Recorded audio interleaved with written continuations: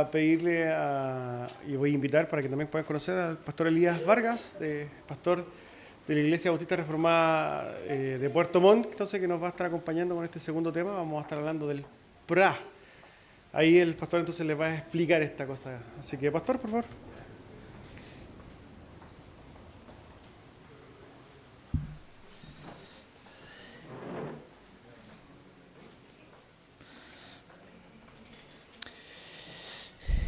Bien, hermanos, les saludo en el amor del Señor.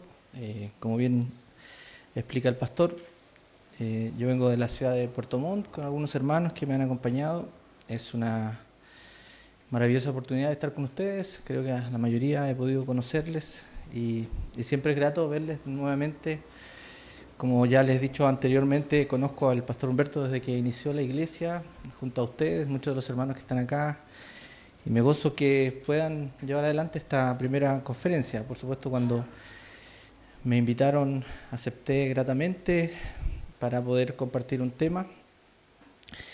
Y quiero comentarles que me dieron los temas más sencillos a mí, que fue el principio regulador y la teología del pacto, pero trataré de hacerlo lo posible, ¿ya? Así que les ruego paciencia y también, obviamente, los temas no serán profundos porque se necesita mucho más espacio para aquello, pero trataremos de tocar los grandes temas, las grandes verdades que están detrás de esto, que pueda ser de edificación para cada uno de nosotros. Les voy a invitar entonces, hermanos, que oremos al Señor, que roguemos por su guía y dirección. Padre nuestro, le rogamos ante su presencia, en el nombre de Cristo, por su guía, por su dirección. Gracias por todo lo que hemos podido aprender. Gracias, Señor, porque usted nos ha llenado un conocimiento que entendemos no solo llenará nuestras mentes, sino que nos guiará en nuestras conductas, llenará nuestras emociones, nos hará servirle con mayor entrega, mayor servicio. Permita también que estos temas que vamos a abordar ahora puedan ser de beneficio para nuestras almas, para la iglesia, y puedan quedar grabados en nuestras mentes, en nuestros corazones, para que podamos edificar sólidamente y puedan servir de ayuda cuando los necesitemos. Señor, guíe este servicio, este mensaje en el nombre de Cristo, nuestro Señor. Amén. Bien, hermanos, vamos a comenzar obviamente con una introducción acerca de la adoración.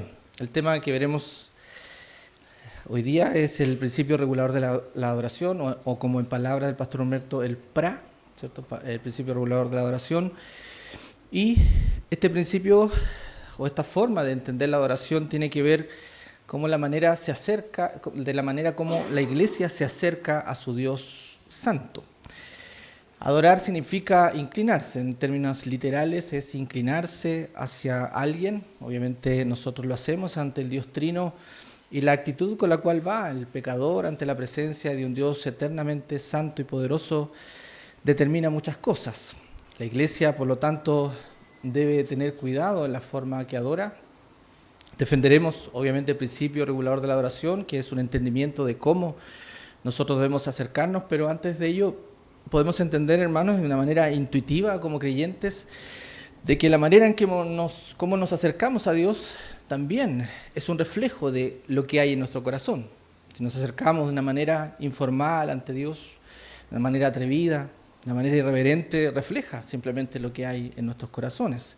Esas formas se pueden expresar en muchas maneras externas, y ciertamente hoy día se hace necesario tener claridad en estos aspectos porque estamos en lo que ha sido llamada la batalla por la adoración, la guerra por la adoración. Los movimientos carismáticos, en su gran medida, no todos obviamente, pero han distorsionado los conceptos de la adoración actual, introduciendo elementos que entendemos no están permitidos por la palabra del Señor.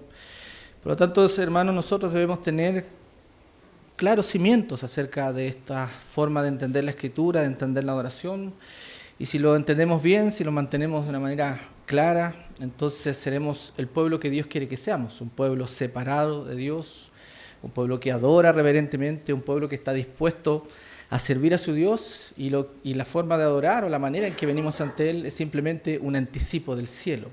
Podemos ver en Apocalipsis capítulo 14 cómo Los hombres adoran. El libro Apocalipsis entero nos muestra cómo el Señor quiere que su pueblo eterno le adore, y eso es lo que nosotros debemos aprender hoy día. No debemos aprenderlo solamente cuando lleguemos al cielo por la gracia del Señor, tenemos que aprenderlo hoy día. Déjeme entonces introducirle a este principio regulador de la adoración a través del contexto histórico. Es bueno tomar la historia como un referente, no para sacar simplemente principios de la historia, serán de la Escritura, pero la historia es una buena manera de entender lo que ha sucedido y nos pone en un lugar correcto, entendiendo que esta lucha no solo la tuvimos nosotros, que este entendimiento nuestro no es solamente algo que estamos inventando ahora, es un entendimiento de siglos. Después de la era apostólica, entonces del segundo siglo, la Iglesia comenzó a desviarse de la doctrina y práctica, comenzó la etapa llamada del oscurantismo religioso. Las iglesias sacras, llamadas sacras, que era la Iglesia Católica Romana y las iglesias ortodoxas orientales, introdujeron errores de varios tipos en las iglesias, y eso incluye obviamente los relacionados con la liturgia y con el culto. La visión de la adoración en ese entonces es lo que podemos llamar hoy día el principio integrador de la adoración. ¿A qué me refiero con esto? Es que en la adoración a Dios, todo lo que se enseña en las Escrituras, además de la tradición de la Iglesia, es permisible en la adoración. Por eso que usted puede ver, ¿cierto?, la adoración católica romana con las grandes pompas, los edificios, las catedrales de colores, la mesa, ¿cierto?, la misa en el centro, las grandes pompas de vestimenta, los cuellos clericales, los adornos. Todo eso está diseñado para sorprender los sentidos, para que usted pueda llegar a ese lugar y admirarse, decir, esto tiene que ser santo, divino. Obviamente, ese principio es el que sostienen todavía muchas de las iglesias o las denominaciones que se manifiestan en sus liturgias y en sus énfasis obviamente equivocados acerca de la adoración. La reforma del siglo XVII dio como resultado la recuperación de doctrinas importantes y la fundación de nuevas iglesias que comenzaron a rechazar los rituales y las tradiciones de este que es cristianismo medieval.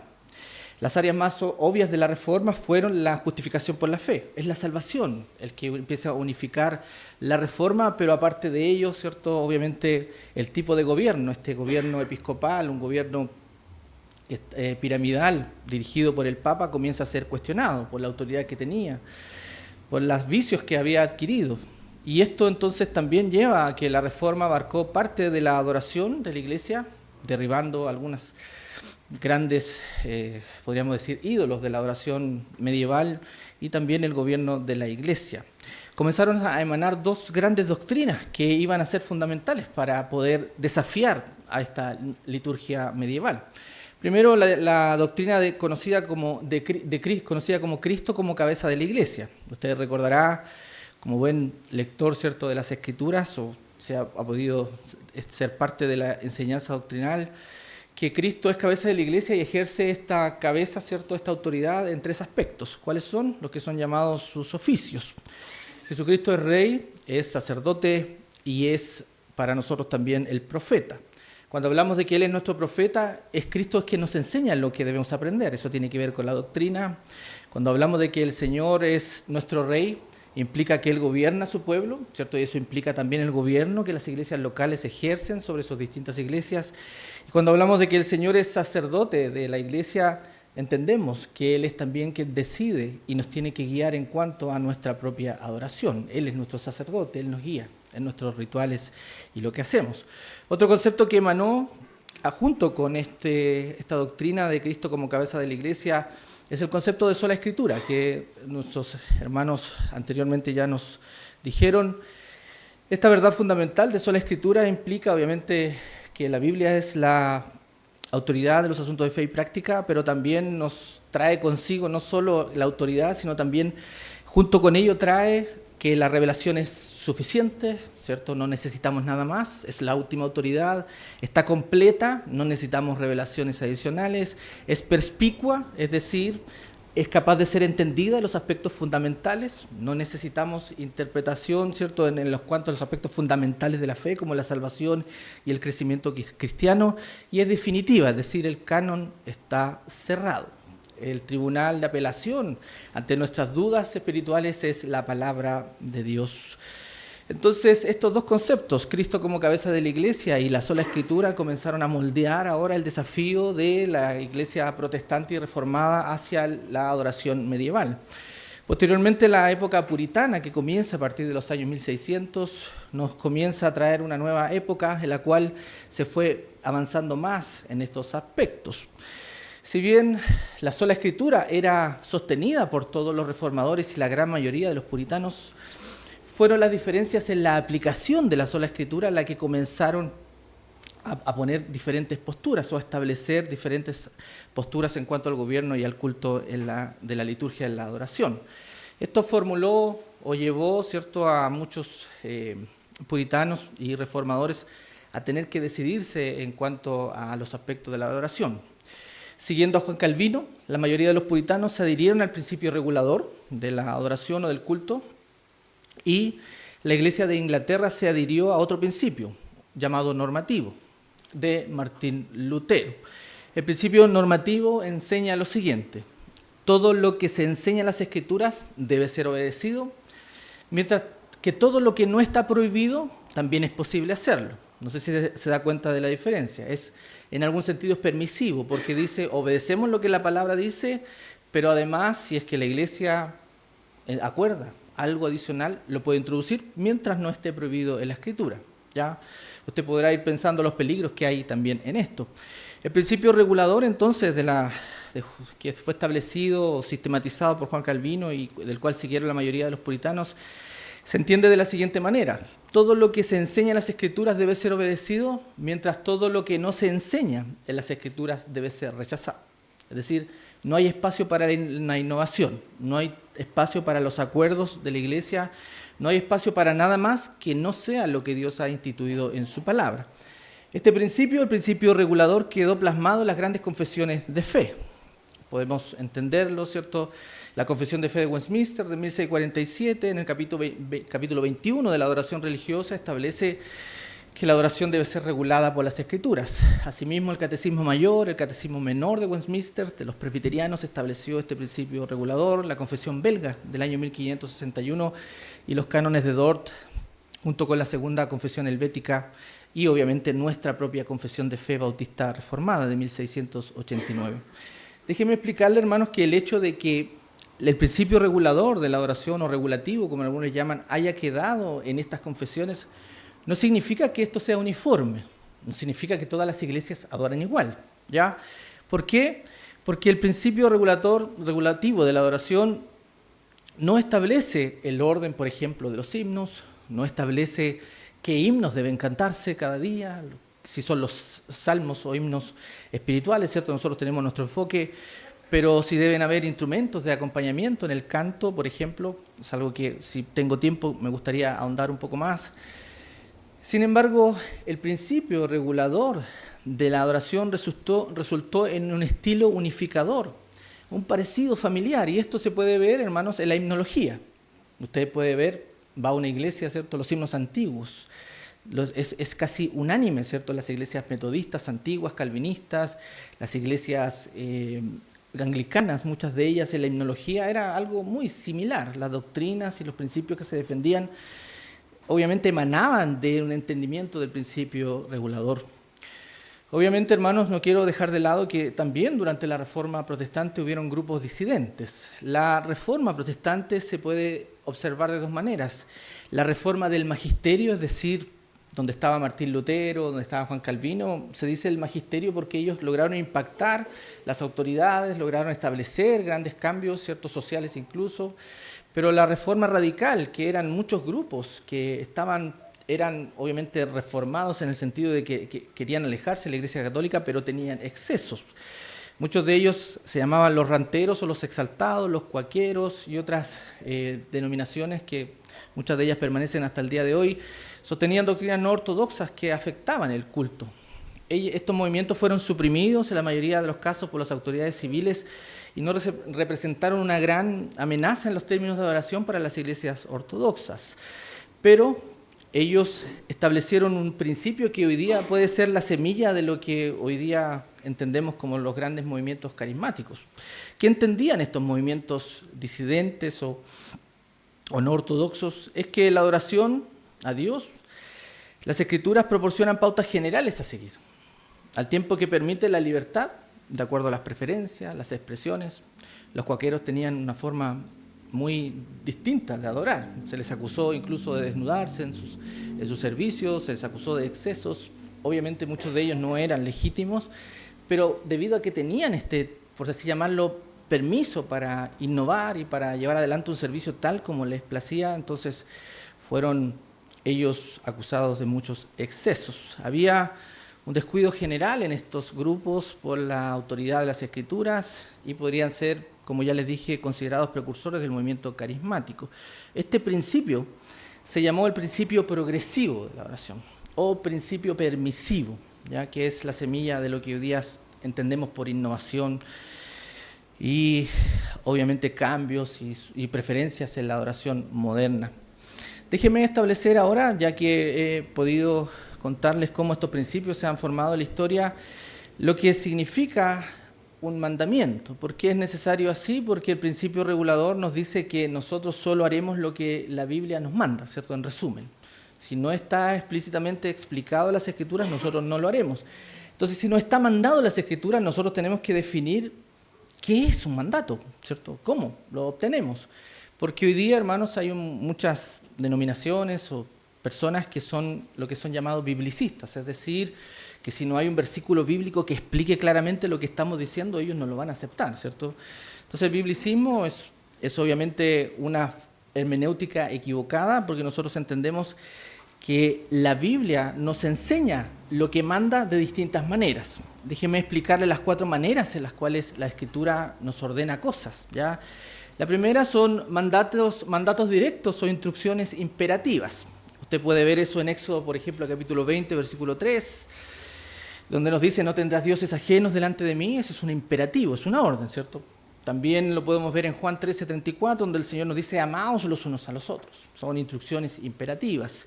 Pero también podemos entender que hay preceptos generales que se pueden extraer de los pasajes de la Escritura. Por ejemplo, la necesidad de vivir en justicia en lugar de vivir el pecado. Es una idea correcta. ¿Hay un texto que me diga, tú debes vivir en justicia y no en pecado? Ciertamente no hay ninguno que me explique de manera directa eso, pero uno puede deducir de la Escritura que hay varios textos que me prohíben, ¿cierto?, vivir en pecado y que me obligan a vivir en justicia. Usted lo puede leer en Romanos 6, capítulo 15, y de 15 a 23, por ejemplo, ahí puede extraer ese precepto. Los principios son verdades fundamentales. Hemos visto los mandatos, los preceptos, ahora los principios son verdades fundamentales generales de un sistema de creencias de la Escritura. Por ejemplo, la vida de la iglesia. Nosotros entendemos que la vida de la iglesia es central en la vida del creyente. ¿Dónde está eso en un texto que usted pueda decirlo? Bueno, puede juntar varios textos y extraer ese principio, ¿cierto? Ese principio que nos hará vivir, la singularidad y belleza de la iglesia local. ¿Dónde está eso? Son principios que emanan de un razonamiento adecuado y una legítima deducción de las Escrituras. Y lo último, hermanos, donde podemos sacar nosotros preceptos o ordenanzas o mandatos, ¿cierto?, o instrucciones para la adoración y para toda nuestra vida, son los patrones de la iglesia neotestamentaria.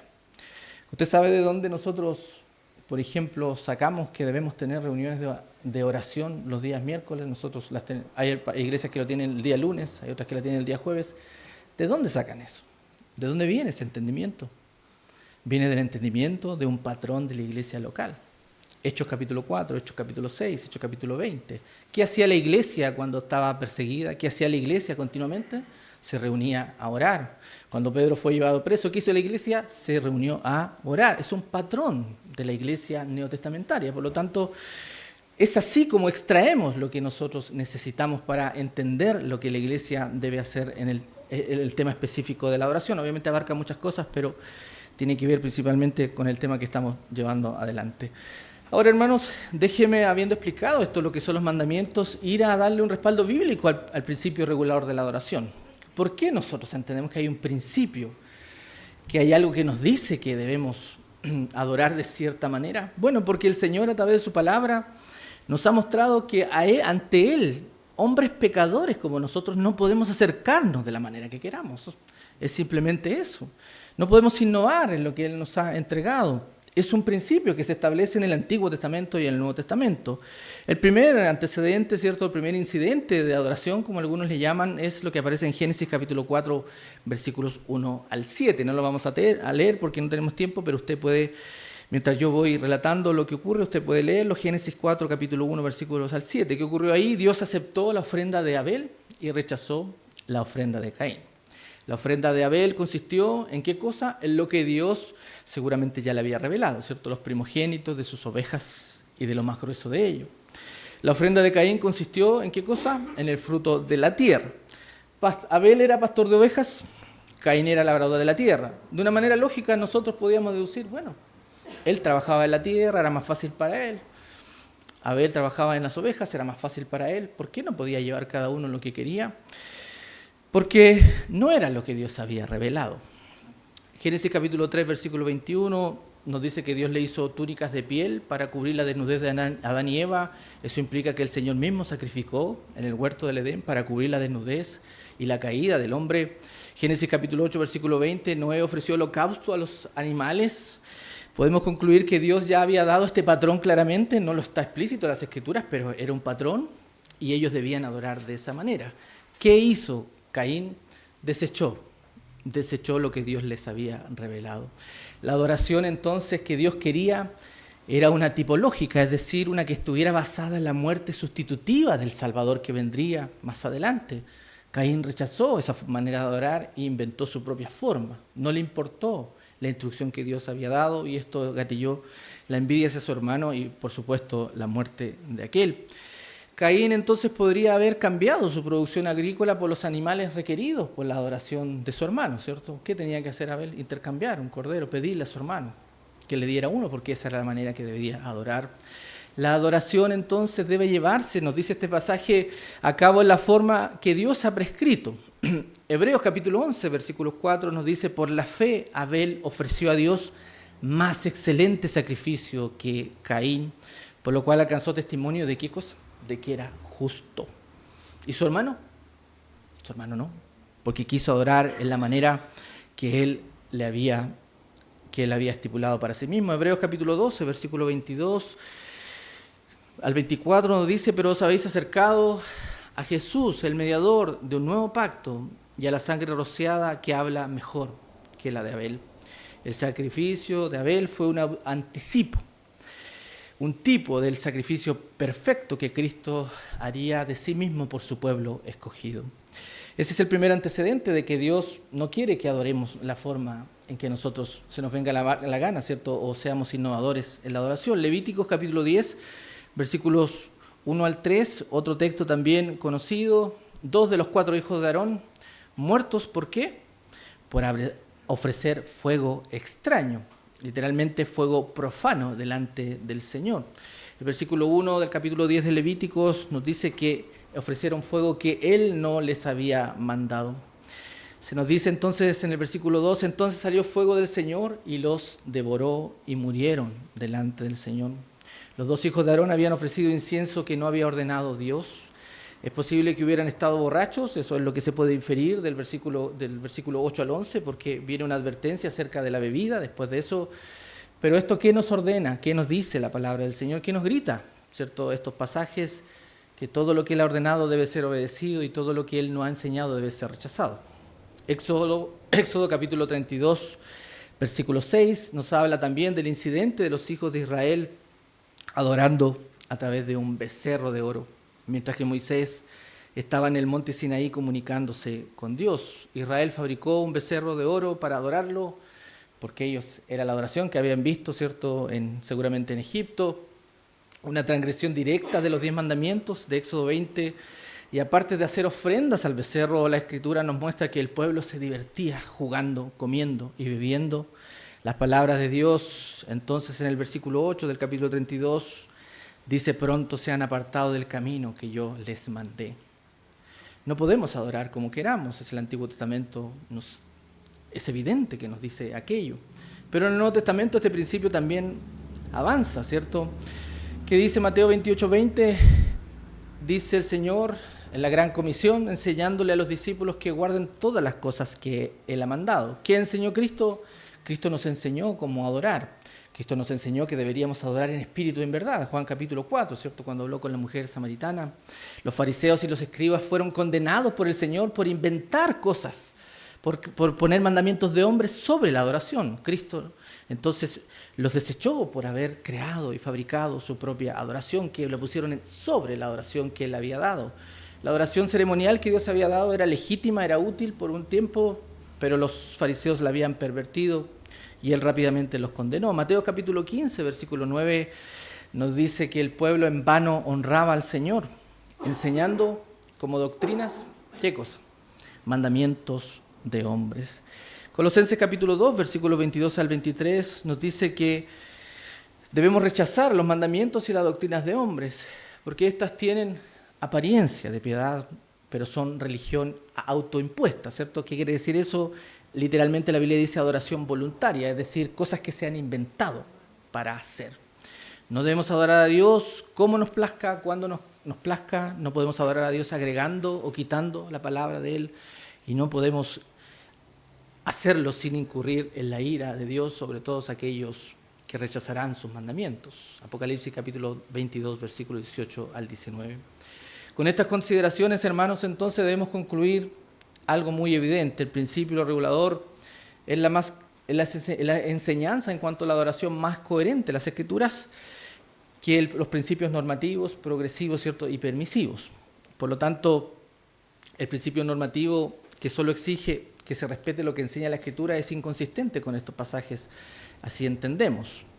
El principio, entonces, regulador es el enfoque que tomaremos y obviamente tengo que detallarla también en mayor manera. Veamos el principio regulador ahora en sus características y quiero abrir 4 ítems para poder explicar lo que es el principio regulador en detalle. La primera es que el principio regulador nos enseña el objeto que debemos orar.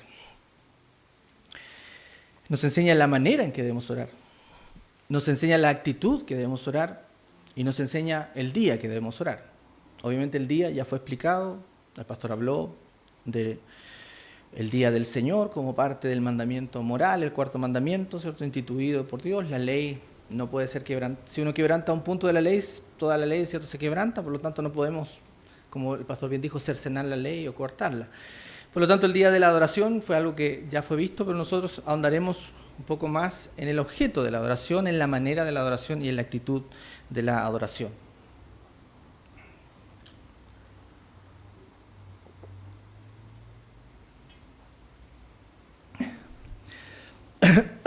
Déjeme introducirle también un poco estos 3 elementos para que obviamente vayamos más tarde a poder profundizar. El objeto de la adoración. Éxodo capítulo 20, versículo 3. ¿Qué podemos ver ahí? El Señor nos dice que debemos adorar solamente a un Dios trino. No podemos adorar a otro Dios. La adoración debe estar dirigida a Él. No tiene el objetivo primario de satisfacernos a nosotros. Usted puede ver que hay mucha gente que entra a las iglesias o a locales o a lugares o a recitales, ¿cierto?, donde hay grupos, entre comillas, cristianos, y van ahí porque es una especie de catarsis, es decir, se desahogan. ¿Cuántos de nosotros, estando antes en la religión, íbamos a adorar para nosotros ser beneficiados? Necesito adorar, necesito sacarme esto, tengo problemas, quiero levantar las manos, quiero escuchar una buena música, quiero que mis sentidos sean impresionados. No podemos pensar de esa manera. La adoración tiene un objeto y tiene una dirección. Esa adoración tiene que hacerse al Dios Trino. Es como la oración. La oración se hace a Dios Padre con la ayuda del Espíritu Santo, pero a través de Cristo. Tiene que involucrar a todos los referentes de nuestro Dios Trino y Santo Dios. Eso ha inundado la liturgia reformada durante muchos siglos. Usted lo puede ver incluso en nuestras propias reuniones.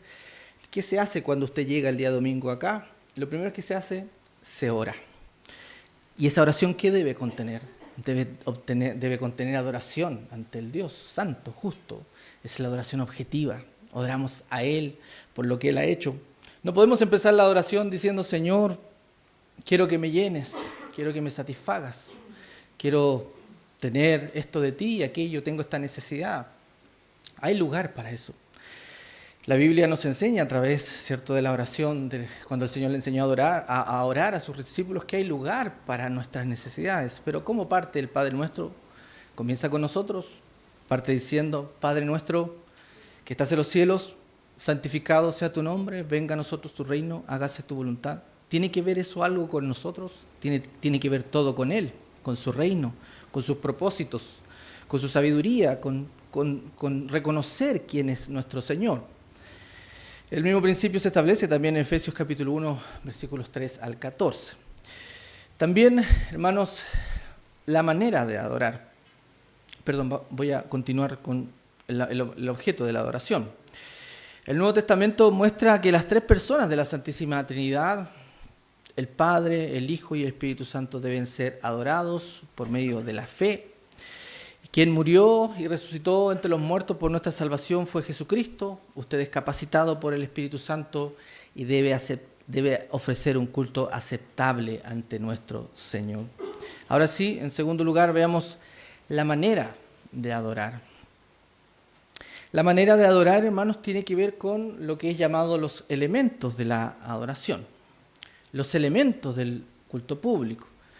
Se entiende por estos elementos, hermanos, aquellas cosas que nosotros debemos hacer y que no son negociables en nuestro servicio de adoración. Recuerden, son las cosas que se derivan directamente de las Escrituras. No podemos agregar nosotros algo adicional al servicio porque Dios ha instituido la manera de adorar, sus elementos. Los elementos de la adoración están claramente estipulados en nuestra Confesión de Fe de Londres de 1689, en el capítulo 22, en el párrafo 1, donde nos dice que la manera aceptable de adorar al Dios verdadero ha sido instituida por Él mismo, ¿cierto? Principio regulador. Por lo tanto, nuestro método de adorar está limitado ¿a qué cosa? A su propia voluntad revelada. Él no puede ser adorado según la imaginación, los artificios o las imaginaciones humanas o las sugerencias de Satanás. Él no puede ser adorado por medio de representaciones visuales o cualquier otra manera no prescrita en las Sagradas Escrituras. Decimos entonces que la confesión describe el principio regulador porque no es una definición formal del mismo, pero describe lo que nosotros debemos hacer.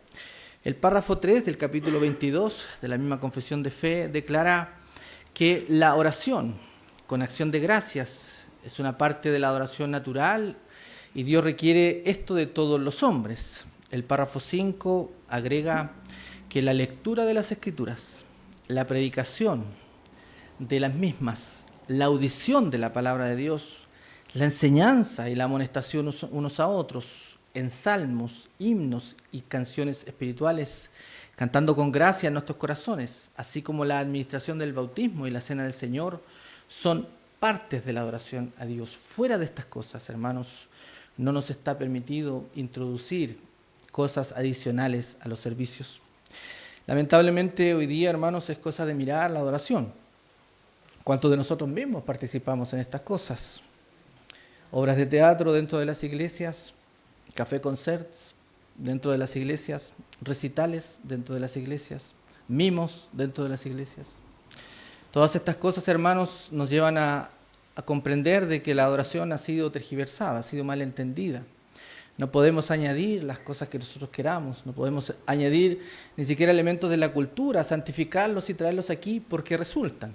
El pragmatismo se ha apoderado de la mayoría de las denominaciones hoy día, lamentablemente. Ciertamente hay muchas, pocas que todavía permanecen firmes, pero en su mayoría están siendo presionadas para cambiar su adoración por cosas que son más atrayentes a la carne humana, a nuestros gustos, a nuestras preferencias.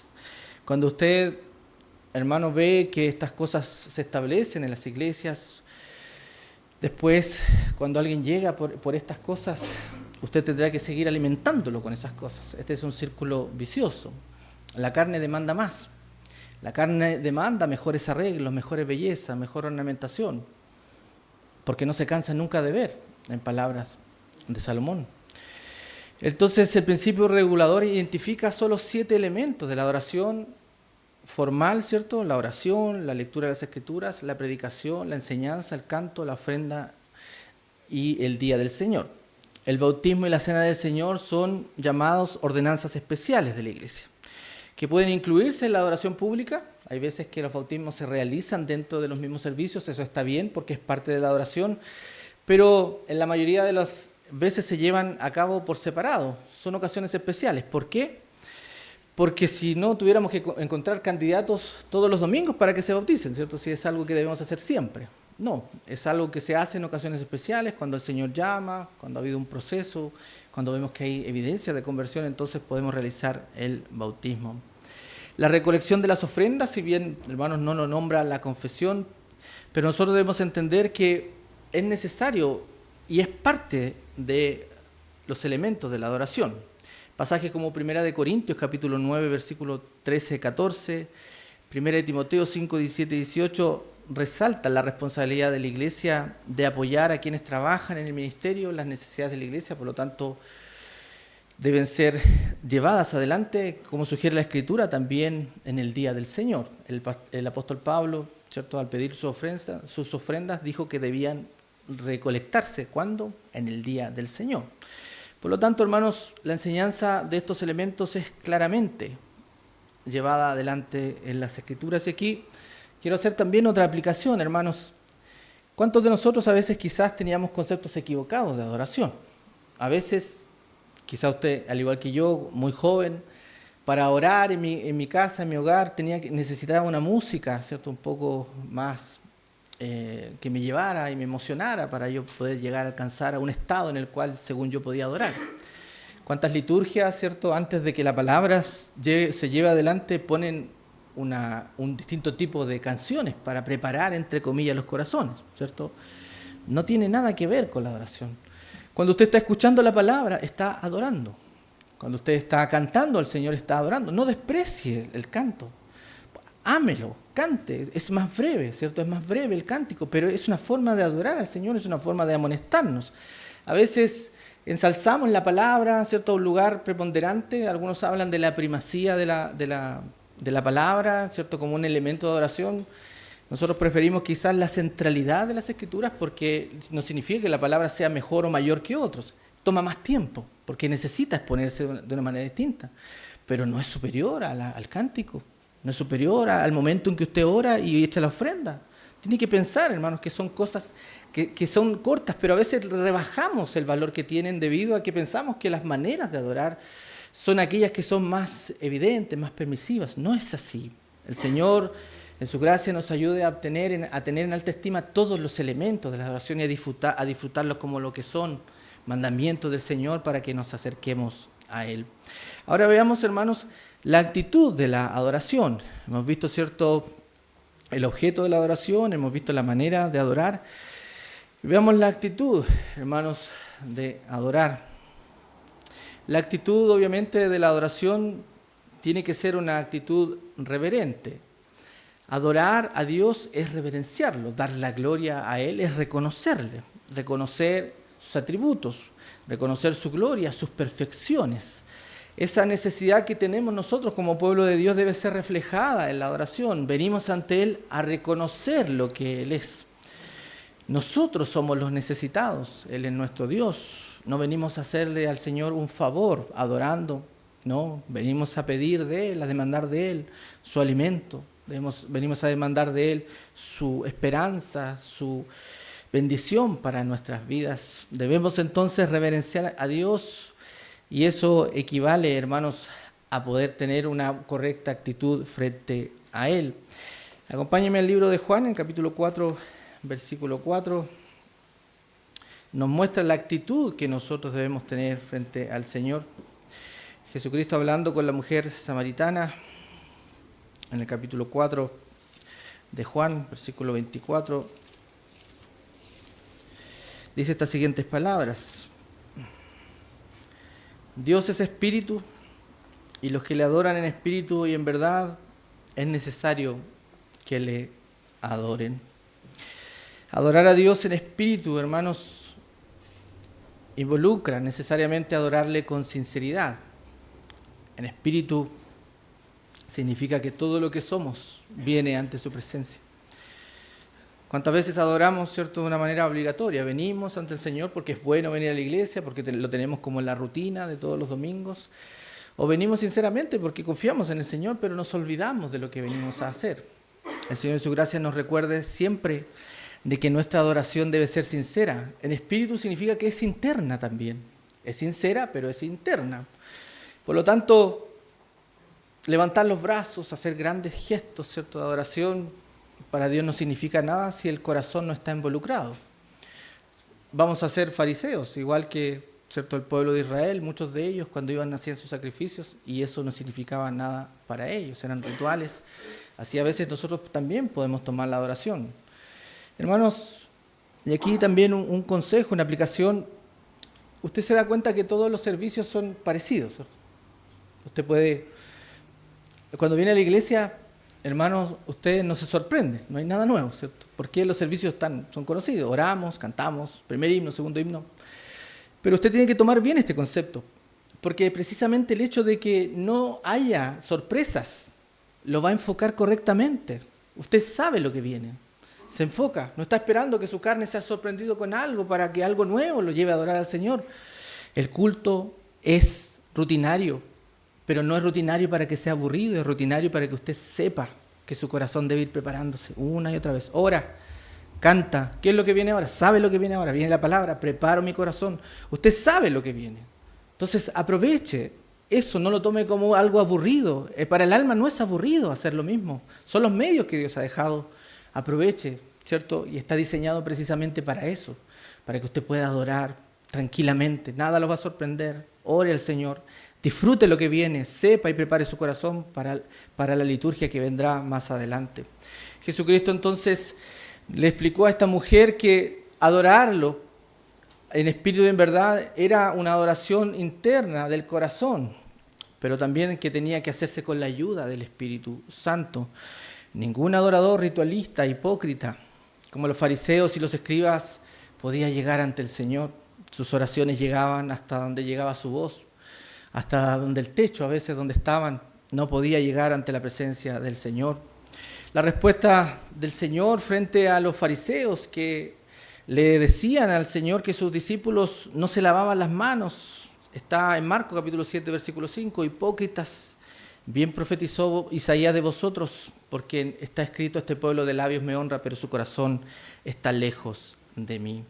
Vamos a avanzar, hermanos, tengo que ir un poco más rápido. La oración, y cuando hablamos de la actitud, es en espíritu, ¿cierto? Y también es en verdad.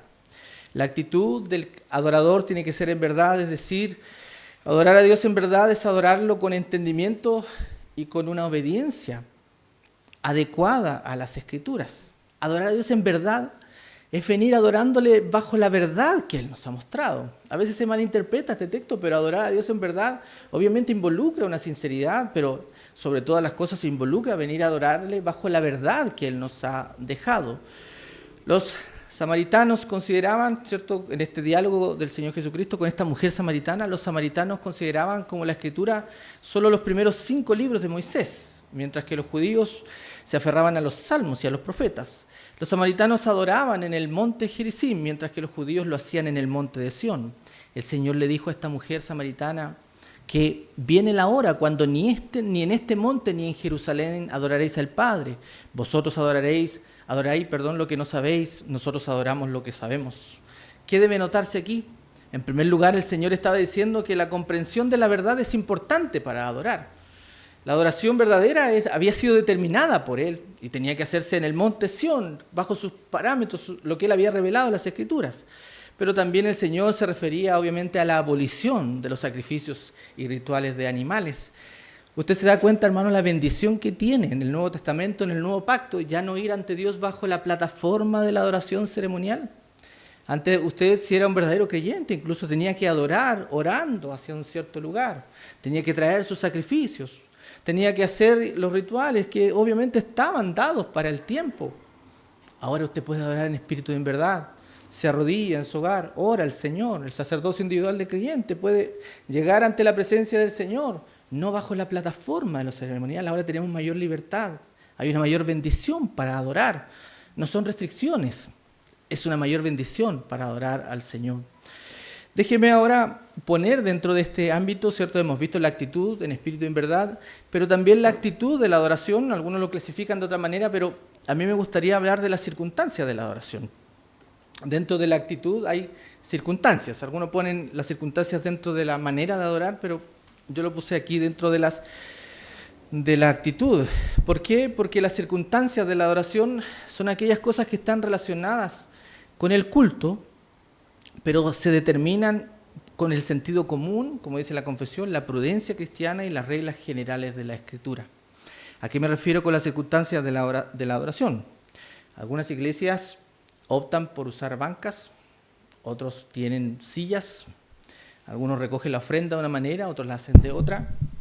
Algunos tienen un edificio blanco entero, otros tienen de un color distinto. Son circunstancias de la adoración. Se da cuenta que no son los elementos de la adoración, son las circunstancias. Y estas circunstancias de la adoración deben resolverse en el sentido común, la prudencia cristiana y las reglas generales de la Escritura. ¿A qué nos referimos con esto? Y los bautistas reformados han sido enfáticos, ¿cierto?, en tratar de extraer todo lo que Dios nos muestra en su palabra, pero hay aspectos que no los vemos claramente en la Escritura, ¿cierto? Les vuelvo a repetir, las sillas, no sabemos qué color tienen que ser, ¿cierto? El culto, ¿a qué hora debe ser? Depende, ¿cierto? Depende, obviamente, el sentido común, ¿cierto?, de la prudencia cristiana. Por lo tanto, ¿qué debemos hacer con las circunstancias de la oración? Los elementos están claros, las circunstancias que debemos hacer. Bueno, hay que hacernos algunas preguntas. Lo que voy a hacer, ¿cierto?, no tiene claridad de la Escritura, pero glorifica a Dios. Primera pregunta. Segunda pregunta, ¿edifica a los demás? Lo que vamos a escoger, no sé, vamos a usar cierto tipo de parlante, vamos a adornar la iglesia de cierta manera, muestra la gloria de Dios, edifica a los que vienen.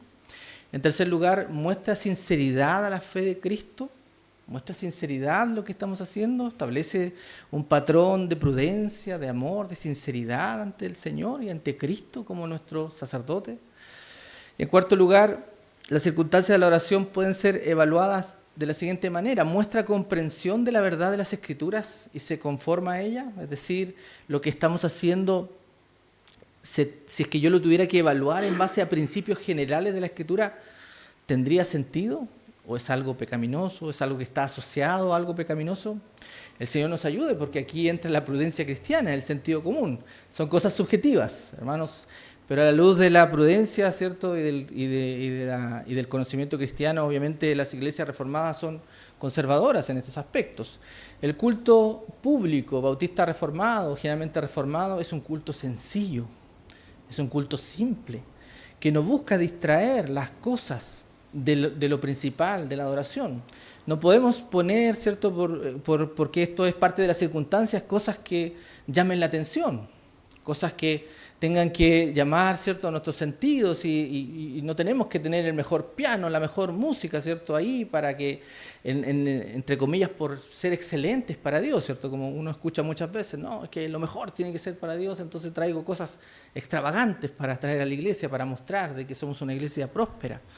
Edifica a los demás, glorifica a Dios, edifica a los demás, muestra sinceridad de la fe y muestra una comprensión general de los principios de las Escrituras y se conforma a ello.